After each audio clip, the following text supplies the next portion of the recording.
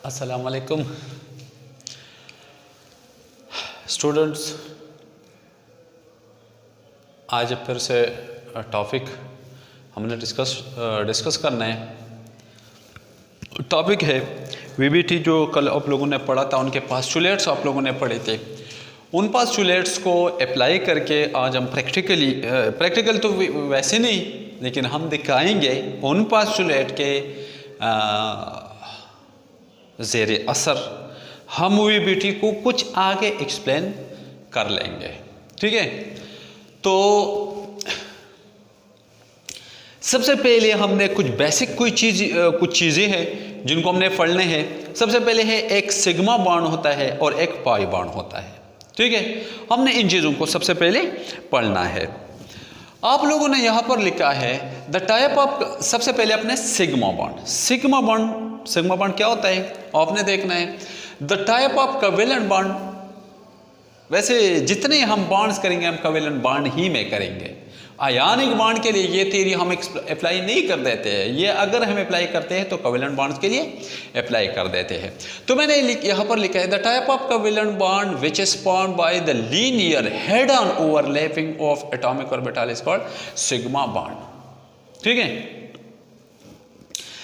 थोड़ा सा आप यहाँ पर देखो, ये जो तुम्हारे पास अगर मैं ये कहूँ कि हमारे पास H2 है तो 1s1 और दूसरा भी 1s1, दो हाइड्रोजन है।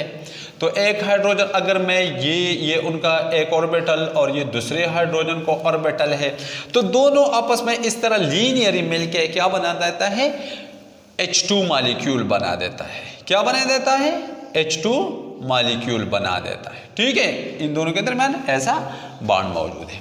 तो this is sigma bond, this one is a sigma bond, this one is a sigma bond. अब देखो, एक काम करो, इसको थोड़ा सा मिटाएंगे। आप जरा देखो, आपको मज़ीद कुछ समझाने की कोशिश करता हूँ, आप समझने की कोशिश करो। अब एक मॉलिक्यूल ले ले, लेट फॉर एग्जांपल तुमने ऑक्सीजन मॉलिक्यूल लिया। ये दो ऑक्सीजन के एटमों से मिलके बना होता है। कैसे बना होता है, तो अब देखो, मैं अगर ये कहूँ कि एक ऑक्सीजन का 1s2 एटॉमिक नंबर ऑक्सीजन के क्या होता है, 8 होता है। 1s2, 2s2 and 2p4। अब बॉन्ड में बैरूनी शेल तो ये है, ये बैरूनी शेल है, लेकिन ये s तो फेल है। आप लोग ये s है और ये इसका क्या है, p है। तो p को हुंड्स रूल के तहत पहले कर ले। 4 इलेक्ट्रॉन है तो पहले सिंगली इलेक्ट्रॉन आप रख ले, आपने सिंगली रख लिया, फिर आपने डबलिंग कर दिया, तो ये ऐसा बनता है। अब देखो, दूसरे ऑक्सीजन का भी यही सूरत होगा।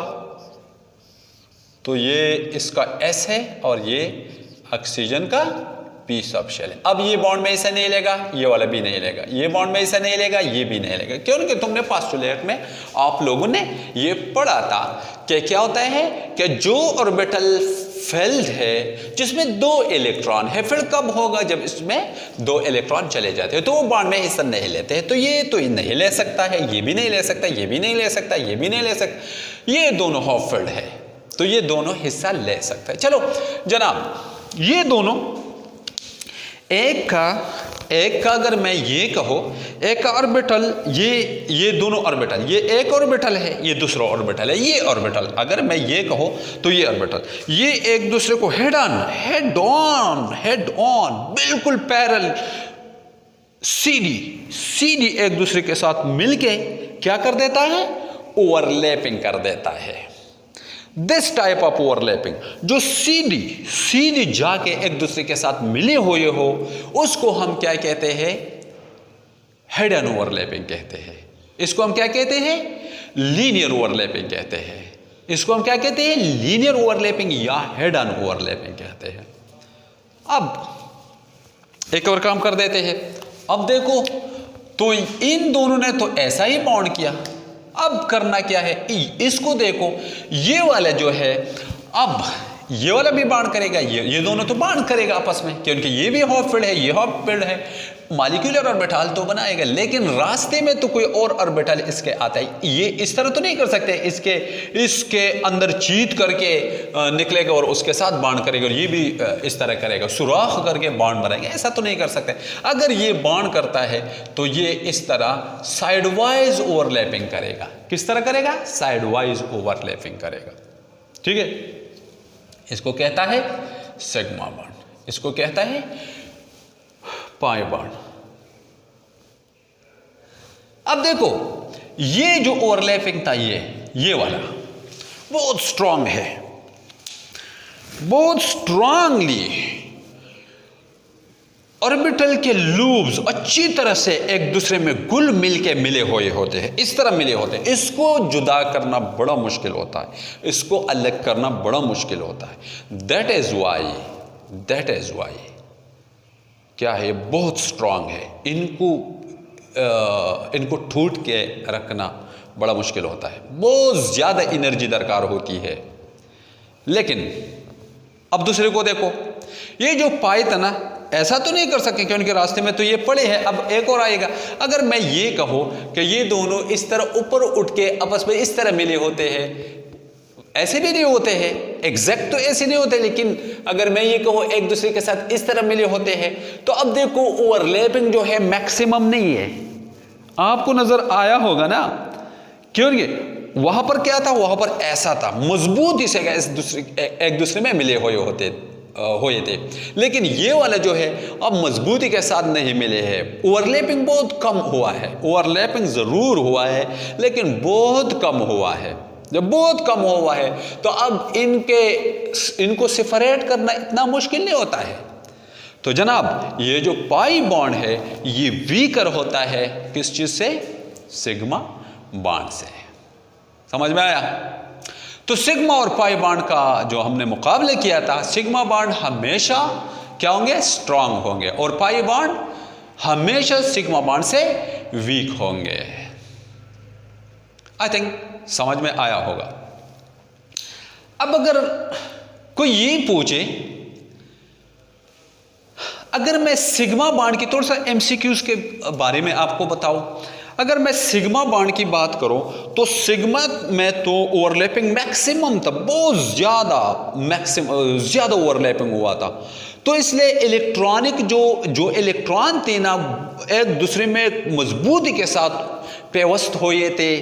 ठीक है, जिसकी वजह से उन्होंने वॉल्यूम बहुत कम गैर रखा है। जब वॉल्यूम कम गैर रखा है तो इसका डेंसिटी ज्यादा है।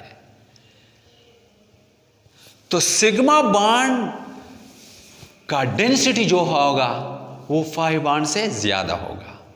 सिग्मा बॉन्ड की जो डेंसिटी होगी ना, वो पाई बॉन्ड के डेंसिटी से ज्यादा होगी, क्योंकि अब पाई बॉन्ड क्या है, पाई बॉन्ड में तो ओवरलैपिंग कम था, तो वॉल्यूम ज्यादा गैर रखा था। वॉल्यूम क्या था? वॉल्यूम उन्होंने ज्यादा गैर रखा था, तो डेंसिटी कम है। बेशक वॉल्यूम ज्यादा गैर रखा था तो इसका डेंसिटी कम है। ये बहुत इंपॉर्टेंट एमसीक्यूज है, इस बात को अपने जहन में रखना है कि जो सिग्मा बॉन्ड की इलेक्ट्रॉनिक डेंसिटी होती है वो कम होती है, और जो पाई बॉन्ड की इलेक्ट्रॉनिक डेंसिटी होती है वो ज्यादा होती है। सिग्मा बॉन्ड जो होता है, सिग्मा बॉन्ड हमेशा स्ट्रांग होता है और पाई बॉन्ड हमेशा वीक ही होता है। ठीक है जी, समझ में आया होगा कि नहीं आया होगा? अब एक और क्लू तुम्हें बताता हूं, जहां भी कहीं आपको सिंगल बॉन्ड मिलता है, क्योंकि कोवेलेंट बॉन्ड में आप लोगों ने पढ़ा था single covalent bond, double covalent bond और ट्रिपल कोवेलेंट बॉन्ड। इसमें अब देखो, इसमें मैं अभी ऑक्सीजन को थोड़ा सा बना देता हूं तो आपको मजीद वाज़ेह हो जाएगा, आपको मजीद वाज़ेह हो जाएगा। ये हमारे पास ऑक्सीजन को ऑफ इस तरह बना सकते हैं, ऑक्सीजन न्यूक्लियस पहले शेल में 2 इलेक्ट्रॉन और फिर कितने इलेक्ट्रॉन? एटॉमिक नंबर 8 है तो फिर 6 इलेक्ट्रॉन। दूसरा ऑक्सीजन न्यूक्लियस 2 इलेक्ट्रॉन और फिर कितने इलेक्ट्रॉन? फिर 6 इलेक्ट्रॉन। अब देखो ये वाला है, तो ये एक बॉन्ड तुम्हें सिग्मा कंसीडर करो और ये वाला पाई, हमेशा डबल बॉन्ड। लेकिन हाइड्रोजन को आप देखो, यहां पर हाइड्रोजन आप लोगों ने बनाया था, ये है हमारे पास हाइड्रोजन। ठीक है, ये हमारे पास हाइड्रोजन है, तो इसमें क्या होता है, इसमें ये एक सिंगल बॉन्ड होता है, ये ही बॉन्ड होता है। तो जहां पर आपको सिंगल बॉन्ड मिले आप कंसीडर करें कि ये सिग्मा ही है। सिंगल बॉन्ड हमेशा सिग्मा ही होता है, सिंगल बॉन्ड हमेशा सिग्मा ही होता है। बहुत इंपॉर्टेंट पॉइंट है ये। सिंगल बॉन्ड अगर कोई करता है तो आप समझे कि ये सिग्मा ही है, ये सिग्मा बॉन्ड है, क्योंकि सिंगल बॉन्ड करता है। लेकिन इस केस में आपको जो मिलता है, एक सिंगल मिलता है और दूसरा जो डबल बॉन्ड है, तो दूसरा बॉन्ड हमेशा पाई ही होगा। ठीक है। अगर मैं ऑक्सीजन की बात इस तरह बनाऊं, ऑक्सीजन के ये दूसरा ऑक्सीजन है, इसको मैंने U बनाया, तो अब देखो, अब ऑक्सीजन के टोटल कितने इलेक्ट्रॉन थे, ऑक्सीजन के टोटल इलेक्ट्रॉन जो थे वो 6 थे। कितने थे? 6। ये जो पेयर्ड है, ये भी पेयर्ड है, ये भी पेयर्ड, ये पेयर्ड इलेक्ट्रॉन है, तो ये बॉन्ड में तो इसे नहीं ले सकता है। अब अगर बॉन्ड में इसे लेगा तो ये वाला लेगा, तो ये सिग्मा बॉन्ड बनाएगा। क्या है? Sigma bond. और ये वाला लीनियर साइडवाइज ओवरलैपिंग करेगा, तो ये पाई बॉन्ड बनाएगा। तो ये बॉन्ड जो होगा ये वीक होगा और ये हमारे पास स्ट्रॉन्ग बॉन्ड होगा। अगर मैं ये कहूं कि अब तुम एक और केस आप कंसीडर कर ले, आप एक और केस कंसीडर कर ले, तो आपको वाज़ेह हो जाएगा। आप N2 को देखो, N2 हमारे पास 2 नाइट्रोजन से मिलकर बना होता है, एटॉमिक नंबर इसका 7 होता है, 1s2 2s2 एंड 2p कितना 2p3। ठीक है। अब देखो, एक नाइट्रोजन का ये S है और ये इसका क्या है, ये P है। P में कितने इलेक्ट्रॉन है? 3 इलेक्ट्रॉन है, तो बस सिंगल रखो। दूसरा नाइट्रोजन आप बनाया है, दूसरा नाइट्रोजन का ये S और ये इसका P क्या करेगा, अब बॉन्ड में ये से नहीं ले सकता, ये नहीं ले सकता, ये करेगा बॉन्ड, क्योंकि हाफ फील्ड है। लेकिन रास्ता तो खाली है, रास्ते में मिलके आपस में हेड ऑन कोलिजन करेगा। तो ये जो है, ये जो बॉन्ड है ओवरलैपिंग करेगा, सॉरी कोलिजन नहीं, ओवरलैप है। ये जो बॉन्ड है ये सिग्मा है, ये वाला पाई बॉन्ड करेगा, ये वाला भी पाई बॉन्ड करेगा, क्योंकि रास्ते तो इनको खाली नहीं है। तो अभी क्या करेगा, अब मैं इसको डायग्राम के जरिए सिखाता हूँ। आप ये इस तरह बनाओ, तो नाइट्रोजन के वैलेंस शेल में कितने इलेक्ट्रॉन है? टोटल 5 इलेक्ट्रॉन है, तो मैंने इसको U लिखे। ठीक है। वैलेंस शेल में 5 इलेक्ट्रॉन। दूसरा नाइट्रोजन है, इसका न्यूक्लियस पहले शेल में इसके 2 इलेक्ट्रॉन और फिर कितने इलेक्ट्रॉन? 5 इलेक्ट्रॉन मैंने रख लिए। अब इस तरह 3 बॉन्ड करेगा ना। ठीक है। 1 2 3 4 5 6 7 8 इनके वैलेंस पूरा, 1 2 3 4 5 6 7 8 इनका वैलेंस पूरा। इसमें क्या करो, एक बॉन्ड को आप सिग्मा कंसीडर करें और दूसरा को पाई कंसीडर करो। मस्ट रिमेंबर, कभी हमें नहीं पता चल सकता है कि ये वाला पाई है, ये वाला पाई है, ये सिग्मा है, नहीं, ऐसा हम नहीं कर सकते। इसमें इस तरह इन तीनों में एक सिग्मा बॉन्ड और 2 पाई है, पता नहीं कि कौन पाई है और कौन सिग्मा है, ये आप अंदाजा नहीं लगा सकते हैं। लेकिन फिर भी ये सेंटर वाला मोस्टली हम सिग्मा कंसीडर करते हैं, ये वाले भी पाई लेते हैं और ये वाला भी पाई लेते हैं। हमेशा अगर किसी मॉलिक्यूल में डबल बॉन्ड हुआ है, डबल कोवेलेंट बॉन्ड हुआ है, तो आप समझे कि ये जो पहला बॉन्ड है ये सिग्मा है और दूसरा पाई है। लेकिन अगर किसी मॉलिक्यूल में ट्रिपल कोवेलेंट बॉन्ड हुआ है, तो पहला वाला सिग्मा, फिर पाई और फिर पाई, 2 पाई और 1 सिग्मा बॉन्ड। अब परसेंटेज आप निकाल सकते हैं, तो इस तरह के एमसीक्यूज हो सकते हैं। इसमें अगर इसमें है, इसमें परसेंटेज सिग्मा का ज़्यादा है या पाई का ज़्यादा है? पाई का ज़्यादा है। पाई का कितना है? 67% है। सिग्मा का कितना है? 33% है। इस तरह के मॉलिक्यूल हो सकते हैं। ठीक है। ओके जनाब। और अगर इसको मैं U बनाऊँ, इसको मैं डायग्राम के ज़रिए बनाऊँ, जो मॉलिक्यूलर ऑर्बिटल डायग्राम है, तो उसको अगर मैं बनाऊं, सॉरी मॉलिक्यूलर ऑर्बिटल डायग्राम तो नहीं, वेस्पर का डायग्राम, सॉरी VBT का डायग्राम मैं बनाऊं, तो इस तरह किस तरह इसको हमने किस तरह बनाना है? ये नाइट्रोजन है। ठीक है। ये क्या है? ये नाइट्रोजन है। नाइट्रोजन के टोटल कितने इलेक्ट्रॉन है? 5 इलेक्ट्रॉन है। मैं किस तरह लिखूँ इसको? मैंने 5 इलेक्ट्रॉन लिख लिए। ये दूसरा नाइट्रोजन है। नाइट्रोजन के वैलेंस में कितने इलेक्ट्रॉन है? 5 इलेक्ट्रॉन है। मैंने क्या किया है? ऐसा मैंने किया। ठीक है। ये तो नहीं ले सकता है बॉन्ड में, ऐसा ये भी नहीं ले सकता, ये सिग्मा बॉन्ड करेगा और ये वाला पाई बॉन्ड है और ये वाला भी पाई बॉन्ड है। ठीक है। तो ये सिग्मा और ये वाला पाई, ये वाला भी पाई। ओके जी। तो दिस इज, इस तरह ये बॉन्ड करेगा। ठीक है। सिग्मा और पाई का समझ आया। तो अब क्या है, अब जनाब आप देखें कि ओवरलैपिंग का हमारे पास, अब ओवरलैपिंग कितने किस्मों का हो सकता है। ओवरलैपिंग हमारे पास होता है कितने किस्मों का, 3 किस्मों का। आगे भी हो सकते हैं, वो हाइब्रिडाइजेशन में जाके देखेंगे। इसके बाद नेक्स्ट टॉपिक हमारा हाइब्रिडाइजेशन है।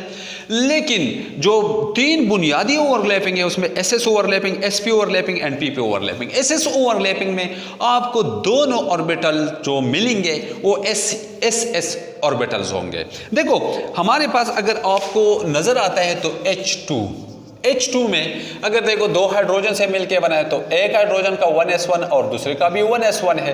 तो आप क्या करो, ये s सिंगल इलेक्ट्रॉन है, ये भी है, दोनों ओवरलैपिंग मस्ट करेगा, ये भी s है, ये भी s है, दोनों मस्ट ओवरलैपिंग करेगा। तो इन्होंने आपस में ओवरलैपिंग करके क्या बनाया, मॉलिक्यूलर ऑर्बिटल 2 बनाया। लेकिन ओवरलैपिंग में कौन कौन से ऑर्बिटल ने हिस्सा लिया, एसएस ऑर्बिटल्स ने हिस्सा लिया। एक भी एस है और दूसरा भी एस ऑर्बिटल्स है। ओके, समझ में आया। तो जब समझ में आया तो अब देखो एक और बात, चलो इससे पहले आप एसपी ओवरलैपिंग की तरफ चलते हैं। एसपी में क्या होता है, नाम से जाहिर है, एक s ऑर्बिटल होगा और दूसरा p ऑर्बिटल होगा, एक s ऑर्बिटल होगा और दूसरा p ऑर्बिटल होगा। ठीक है, एक s ऑर्बिटल और दूसरा p ऑर्बिटल। जैसे आपको अगर नजर आता है तो HF हमने एग्जाम्पल में लिया है, मैंने एग्जाम्पल में लिया था, ठीक है, वहां पर।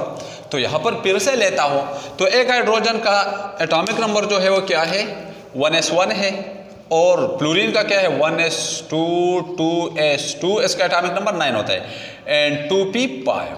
ठीक है, अब नाइट्रोजन का ये s है, ये हाइड्रोजन का सॉरी फ्लोरीन का, और ये हाइड्रोजन का p सब शेल है। तो p में कितने हैं, 5 इलेक्ट्रॉन है। तो पहले आप सिंगल करें फिर डबलिंग करें, और ये हाइड्रोजन है। अब जनाब अब बताओ, ये S है और ये P है, ये तो नहीं ले सकता, ये तीनों के तीनों नहीं ले सकते। अगर ले सकता है बॉन्ड में हिस्सा तो ये वाला लेगा।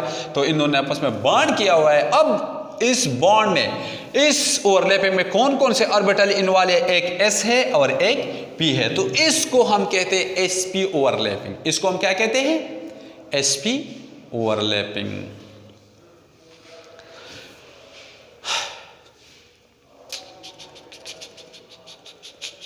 ठीक है, अब देखो आगे देखो,